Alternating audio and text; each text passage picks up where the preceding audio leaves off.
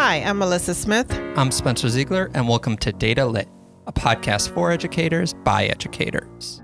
And Melissa, we're going to do something a little bit different today. I'm excited. We got an interview lined up, but first I have a question for you. Okay, nothing too hard. We'll see.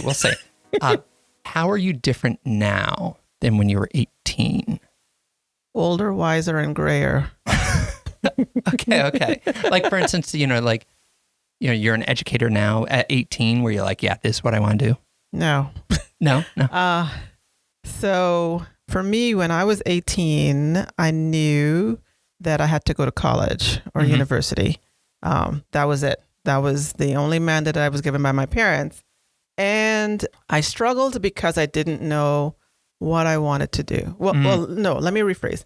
I knew what I wanted to do. It did not align with what my parents wanted me to do. So I wanted to be a flight attendant. Oh, I didn't know that. And for my parents, they were like, no, that is not, I don't know, flight attendants at the time as a female did not have that glamorous effect. So my parents thought, no, that is not a field that you want to go into. So after that, I just didn't know what I wanted because I hadn't wanted to be there for so long. I just didn't know what I wanted to do. So I went off to college and I was like, all right, well, I'll just be a learner and just like walk around hoping to be zapped by something. And you were. Yes. So you found that path and it kind of, merged up. Yeah. Yeah. What about you? Oh, I would say now I wear significantly less cargo shorts.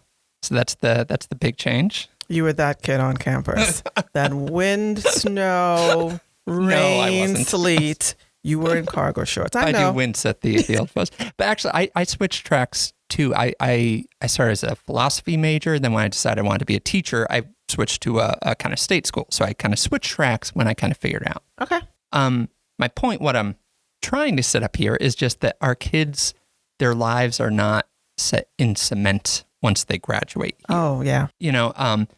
Our vision, all Wake County public school system students will be prepared to reach their full potential and lead productive lives in a complex and changing world. Yes. So if we're going to do that, we can't just stop at 18. It behooves us to kind of get a sense of what happens to them or where do they go after they're 18. Yeah. And it's imperative, but it's also really kind of fascinating data. And I'm excited because for this episode, we get to talk with someone who has been investigating that data. Yeah. So we're thrilled to be joined by Tim Carroll, Director for Special Projects in Data Research and Accountability. Tim, thanks for joining us. Thanks for having me. Yeah. And how are you different now as compared to 18? Well, I had some gray hair when I was 18, so that isn't as like big a Reed change. Richards kind of thing. Yeah, I like it. Yeah. I maybe have a lot more questions now than I did when I was 18. I didn't know anything when I was 18, but the more you learn, the more questions you have. Okay. So that just keeps growing. Okay. And hopefully you have some answers as well. A few. That's my bad. A few. Okay. So first, can you give our listeners an overview of the data that you've been working with? Yeah, so a lot of what I work with is the data that we have on what happens with our graduates' education after they graduate, what happens with their post-secondary journey for those who go on to college, who goes to college, who doesn't. So the data that I work with primarily is from an organization called the National Student Clearinghouse. This is a national organization that does a lot of reporting and transcript management and a variety of things. But for my purposes, the big thing that they do is they aggregate enrollment and degree records from colleges across the country, across North Carolina and across the country. Public colleges, private colleges, Nice. 2-year, 4-year. Okay. So for our graduates who do go on to college, for almost anyone from here who goes on to college, within the next several years after high school, we are able to see where did they go. We're able to see when did they attend college. We're able to see did they finish something, whether it was a bachelor's degree or an associate degree or a certificate, a shorter term certificate. Okay. Yeah. And we can combine that with everything else we know about students to start to get a picture of some of the big patterns of life after Wake County. Okay. Yeah. Or at least life after the Wake County public school system, because many of our graduates do stay in county for Okay. their Okay. higher education. All right. Yeah. And it's great because, we talk about the goal is not to graduate kids, it's to graduate them college and career ready. So to be able to get a sense of whether we can do that, we need that data. I love that you're diving into that. All right. So when you are looking at that data, have you noticed any differences in outcomes based on factors like high school attendance, demographics, college destination, anything like that? What are you seeing? I have, yes. So as a district-wide, our college enrollment, college degree attainment rates are higher than the state average. They're higher than the national average. So more of our students are going to college and getting a degree than their peers statewide or nationwide. But we do see, as we see with a lot of other things across the district, we see differences. Not every student is as likely to go to college or as likely to finish a degree. So we do see differences in college enrollment and degree attainment by race, by gender, by high school, by academic background, certainly. Okay. Higher GPA, lower GPA. Uh-huh. We do see across a pretty wide range of GPAs and academic backgrounds that the majority of our students who go to college from a pretty wide academic background are able to finish a degree, but there is variation there. And that mirrors a lot of the differences or disparities that we talk about and look at with a range of district data. Mm-hmm. What are some of the things that have surprised you when you look at those trends? One of the things that I think stands out the most from the data is, first of all, that our college patterns, our post-secondary outcomes, haven't changed a lot over the last 20 years. Interesting. In the aggregate, that our overall college enrollment rate, the percent of any given graduating class who goes to college the following year, is pretty close to or a little bit lower than it was 15 years ago. And the percent of a given class who is going to finish a degree within 5-6 years is about the same as it was 15 years ago. There are differences within that. We have a shift toward 2-year college enrollment. Okay. Over that time period, there's been a dip in the percent of students who go to a 4-year college, an increase in the percent of students who go to a 2-year college, and then as a result, a shift in where the degrees are coming from and what sort of degrees students are getting. But the overall, what percent of students, how many students are going to college, how many are getting a degree, that's very similar to what it was 15 years ago, with some fluctuation, but it hasn't been a steady climb. It also hasn't been a plummet. Right. But the path that they might take to get there, that's where you see the change a little bit more so with that 2-year, 4-year. Yeah, that's right. So it sounds like a lot of them still have parents like mine who's just like, I don't care what you do, but college is college is where you need to be going. Yeah. Do you have flight attendant data so we can see how that tracks with Melissa's experience? I do have a little flight attendant data. Do you really? Not in this data set. Oh, that's wonderful. Cargo short data? That is No cargo enough short for data. another episode. Yeah, there we go. Come back next season.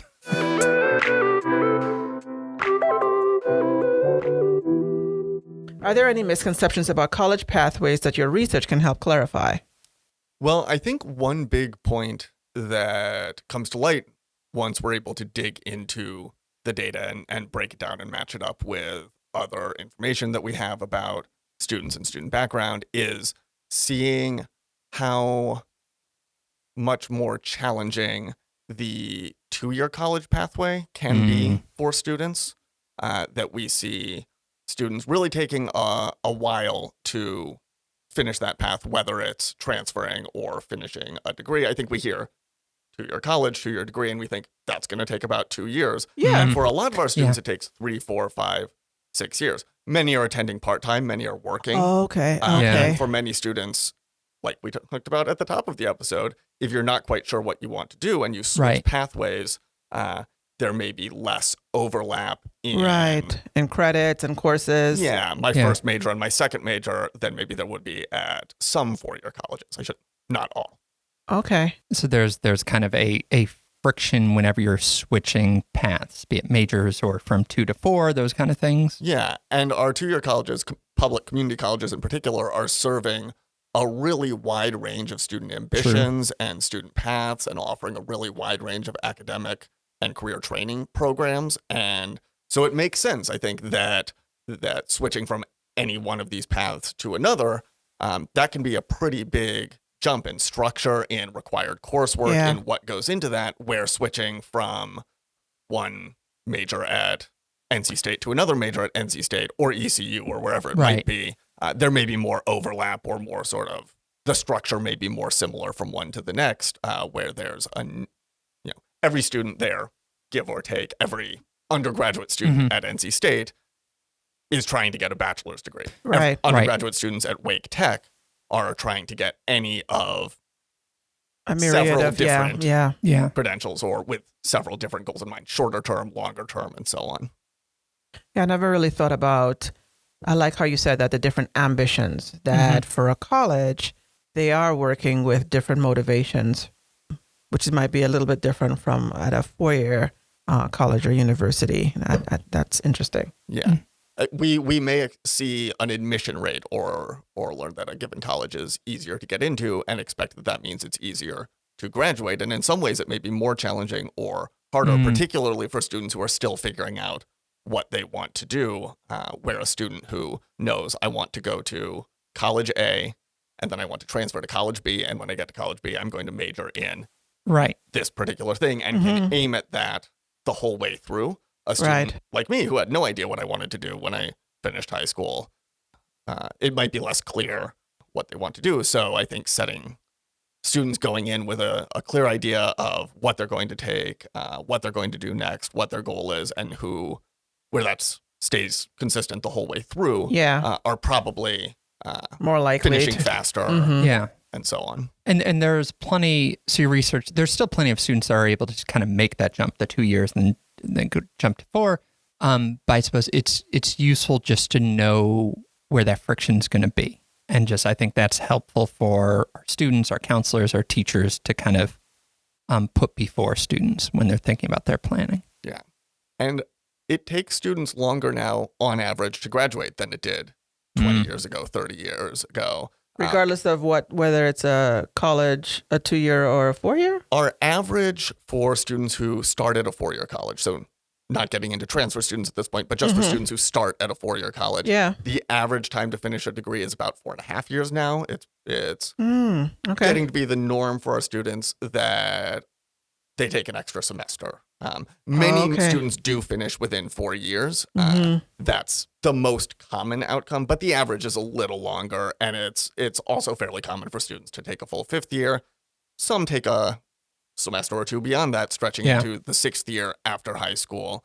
But the average is around 4.5 years, and that's what we see nationwide as well. That's pretty common at colleges across the country, that it's taking students a semester or two to finish at 4-year colleges, and maybe a year or two longer for students who are attending community colleges, again, who may be going part-time, maybe working alongside majors. And we're using phrases like 2-year and 4-year, where it's fast. Like, you spent time in the Midwest, right? Did you go to Wisconsin? Yeah, I grew up in Missouri, and I went to college in Minnesota and worked there in Michigan. So like when the Big Ten started having more than 10 schools and the name was a misnomer, I feel like this 2-year, 4-year.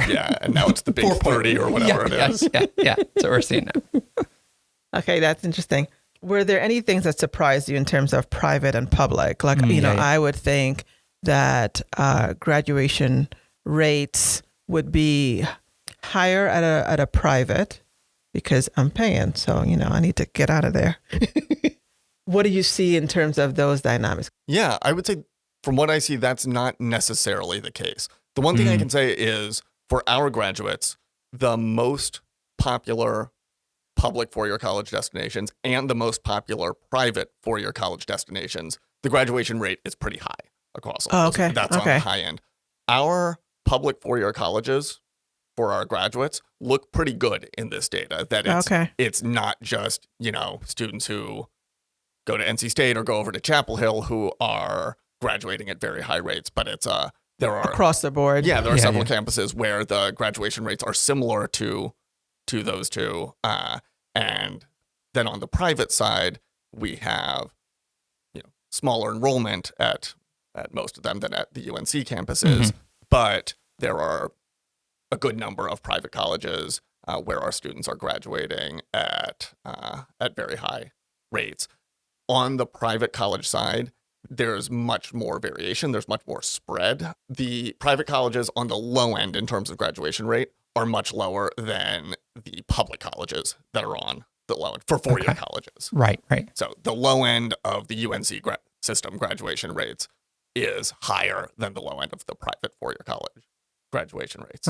Higher floor. Got it. Yeah.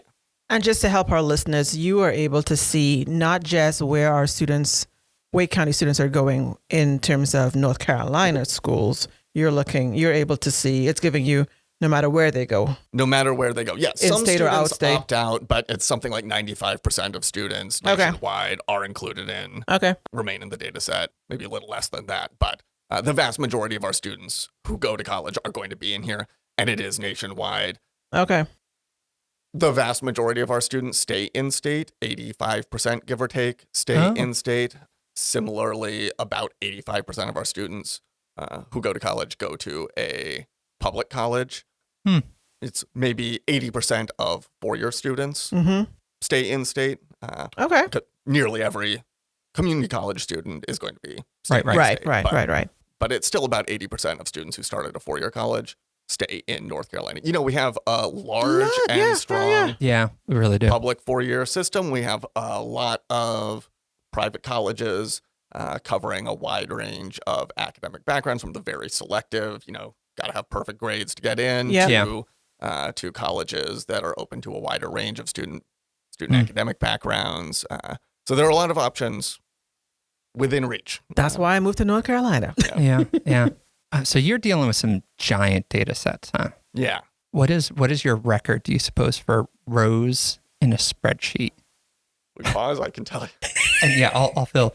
Tim's got one of those like fancy Wake County laptops that has the extra like base just so that he can deal with these gigantic spreadsheets. Yeah, it's probably like, how hot is the heat Does it purr? emanating? My spine is in danger from carrying this around.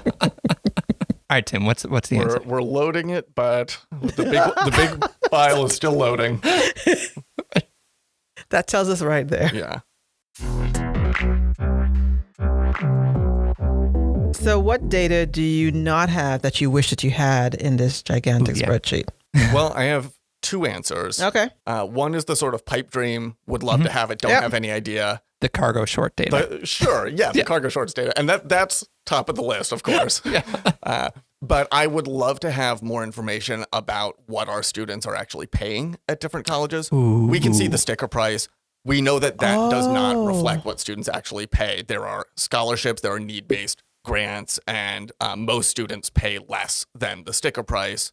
We also can see the average net price, which is the cost that students and families are actually on the hook for after grants and scholarships. We can see that. That's publicly reported colleges. Yeah. But that's for everybody. That's not just for our students. And the student body as a whole may be more affluent than our students, so qualifying for less need-based grants may be less affluent than the students that we happen to be sending to a different college, and so maybe qualifying for more grants, maybe bringing in more academic scholarships or less than our. We don't have the answer for our actual students. If you go to college X, what are students ending up paying? That would help us see some of the sort of bang for your buck, and help students and counselors anticipate what they might be looking at earlier in the planning process. So that would be great. I also don't know where students are applying. I can see where they go to college, but I don't know where they're applying or where they got in, which would help see some more of those planning questions. Okay, yeah, that would be interesting. So that's some of the data that I would love to have, and I don't have an immediate idea of whether I can get that or how, or whether that's anywhere possible. The pipe dream.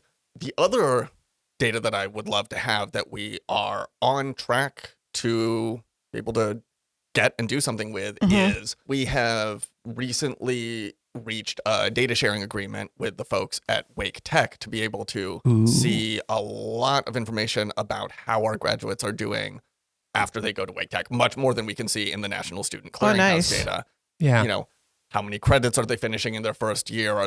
How many college credits are they bringing in to accelerate that things like what program track are they actually on, Yeah. what major are they in, which I can't see with the clearinghouse data until they finish a degree. I Got can it, see what got they it. get a degree Oh. in, but I can't see what they're majoring in along the way. So I can't see who's changing major. I can't see which majors are getting students to the finish line really quickly and which ones are they're hitting some particular course that's especially hard, and maybe we're able to prepare them for success in those stumbling block courses earlier on. Maybe there are bureaucratic hurdles that we're able to pick up on that we can give them some resources in collaboration with Wake Tech to be in a better position to get past when they reach there. Nice. It's the most important college destination for our students. We send a huge number of students there every year, and we have so many partnerships through our early colleges and other programs within the district. And so being able to kind of see inside what happens with our students and pull out some more ways that before they even leave the district, we can give them even more tools to succeed once they're on campus.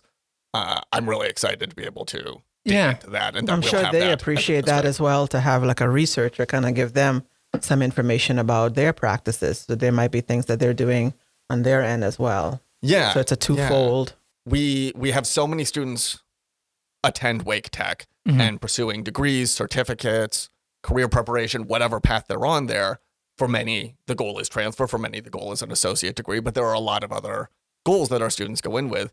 And we send so many students to Wake Tech. So many of our students start their college journey at Wake Tech that the more we can strengthen that partnership and anything we do to boost students' preparation or give them more tools is just going to help support a really large number of students. Yeah, going back to your earlier point, we pretty much know if a student enrolls in a 4.5 year school, what their goal is, but there's a plethora of reasons why someone might go into kind of Wake Tech. So having better data is going to give you a better sense of just how to prepare kids for that. Yeah.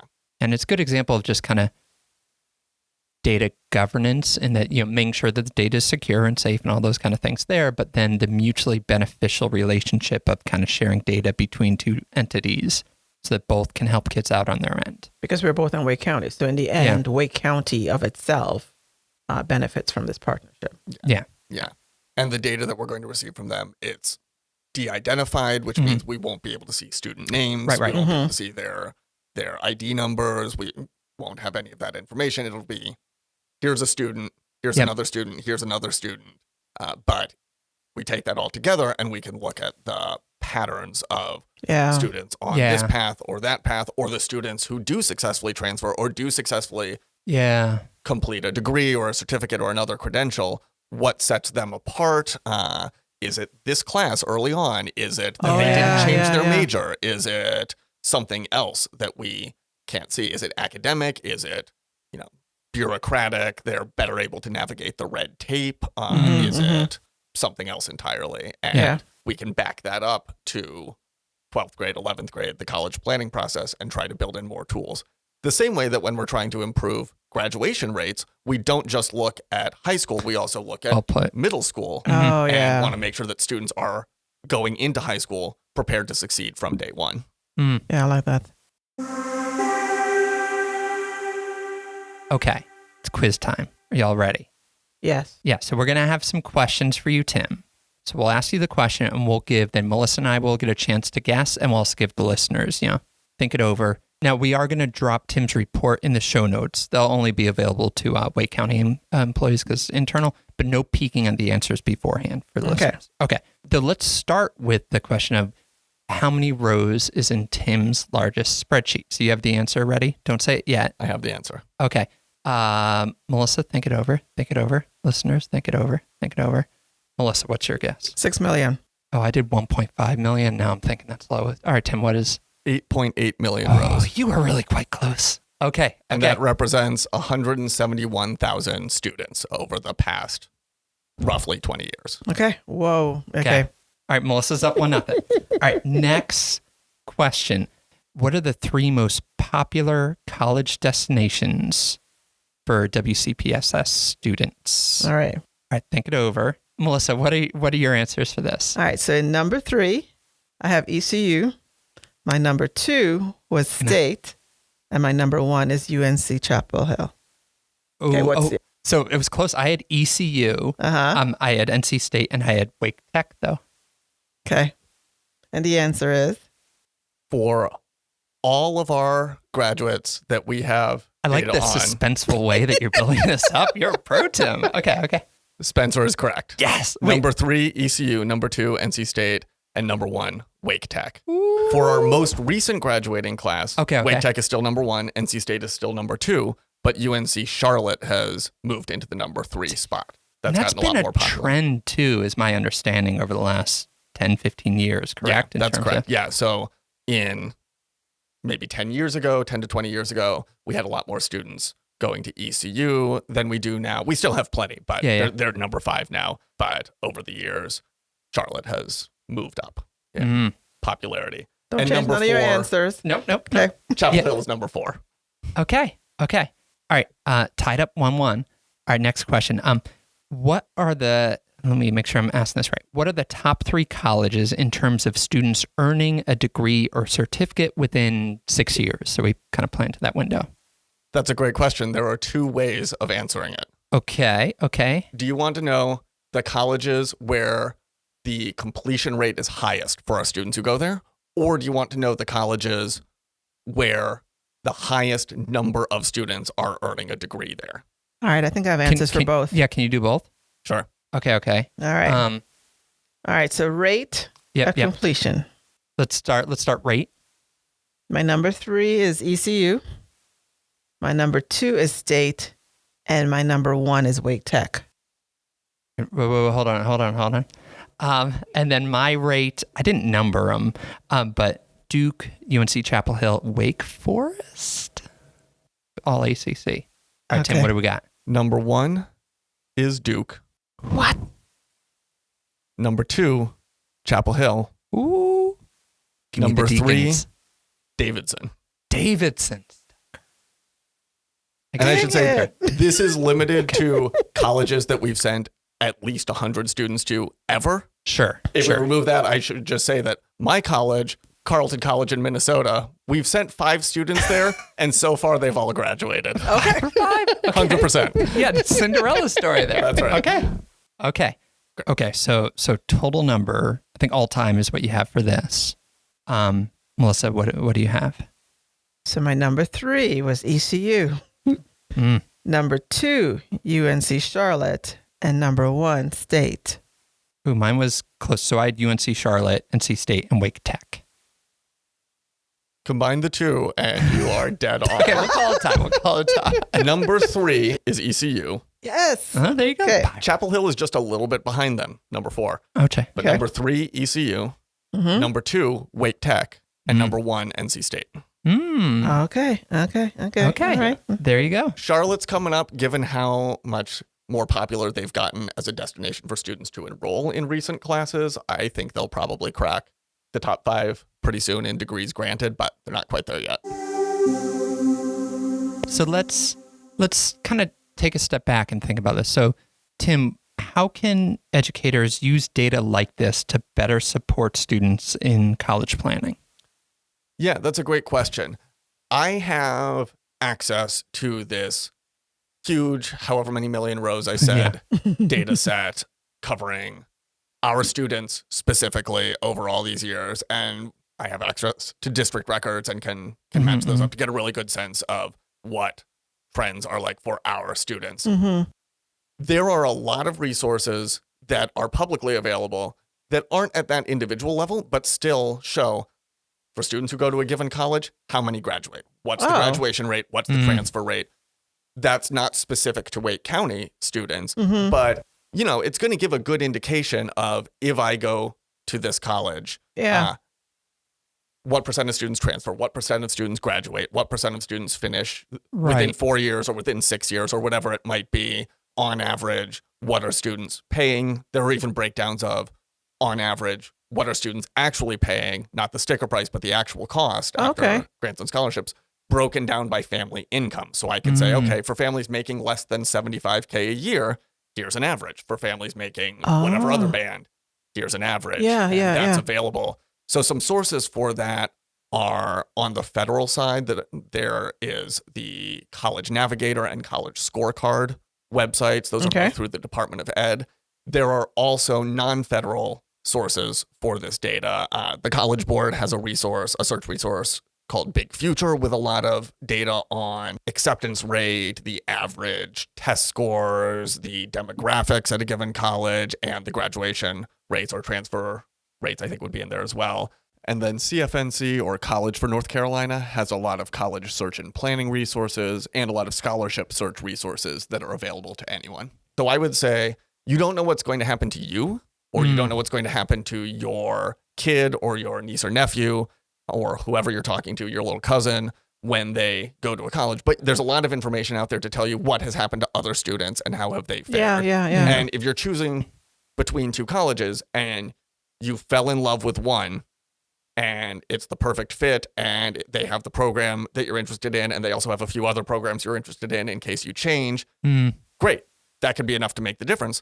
But if there are a few different colleges you're considering that could all be a good fit, and one has a much higher or lower graduation rate, then I think that's really worth fitting in. And then I also think it's worth fitting in as you're comparing costs, that if there is one college that you're looking at where most students are finishing in 4 years, and another one that's a little cheaper per year where students are taking a little longer, maybe taking an extra year or even 2, right? Then how much money are you going to end up saving in the overall? long run? If you're paying a little less for more years and it's taking you a little longer to graduate and get into the workforce and start making some of that back, and realizing the benefit of hopefully a higher paycheck, hopefully more job options or flexibility that you have through the course of your studies. Yeah, so I suppose just knowing that there is a lot of rich data and giant data sets, so you can find these trends so that you can approach it with some of these research questions. Yeah. And then the other thing that I would say specifically for students who are interested in a transfer pathway, which is, really appealing for a lot of reasons, not least the cost, is first of all to know that it generally takes a little longer. So to factor that into your planning when you're comparing costs. Not always. There are certainly plenty of students who are able to transfer quickly and finish on a 4-year track if a bachelor's degree is their goal. But on average, it takes longer than it did for students who started at a 4-year college, even with that slightly longer time to degree. But the other thing I would say is that there are resources out there to help plan what courses to take. And they are available not just within the advising system at your community college that you're starting at, but for the destination college that you want to transfer into. That. Yeah. If your goal is to start at whatever community college you're interested in and then transfer to UNC Charlotte, NC State, and you want to major in psychology, you can find the list of community college courses that apply to the NC State psychology That degree. is helpful. And you can start with that when you're planning your coursework, and that way you're not paying for credits that aren't going to count to the degree that you're pursuing. So take the long view of what your goal is and plan your coursework around that, and talk to your advisor, work with the advising system. Ideally, work with folks at both campuses. You can reach out to the transfer folks at your target college earlier on, or look on their website, and they'll have resources for planning your transfer early. The earlier you can start doing that, and thus the clearer goal you have in mind from the front in terms of not just I want to transfer, but where and what do you want to study when you get there, the more you'll be able to make use of the resources that are out there when you're talking to your advisor, when you're choosing your classes, when you're talking to classmates, whatever else you're doing. Making that plan early on will be easier the more you can tailor it to a long-term goal. That's good advice. Thank you. I think that's the key takeaway that I wrote down for myself from this conversation, taking a long view. Yeah. I think that is really key in terms of everything that you do. You are taking a long view in terms of looking at the data, and we as listeners can also take a long view when it comes to the planning and being better prepared. Yeah. And you can use data in that planning and decision-making without having access to the 9 million row spreadsheet. Yes. There are data resources out there that are giving you a snapshot of what's happening at a given college in terms of cost, in terms of how long it's taking students, in terms of how many students are getting to the finish line. And you can use that along with all the other things that are harder to quantify or can't be quantified, like fit and just gut sense and how you feel about the place, which is also really important. Yes. But you can put those together. That's great. And we'll drop in the show notes some of those resources that Tim mentioned. We won't drop his 8 million row spreadsheet because we don't want your computer to explode. And yeah, Tim, thank you for coming and sharing your research thank you so much. with our listeners. Yeah, thanks so much for having me. Yeah, and thank you to Leesville Road High School's Will McElarney for the theme music. And thank you to the listeners for tuning in. And we'll catch you next time. Bye.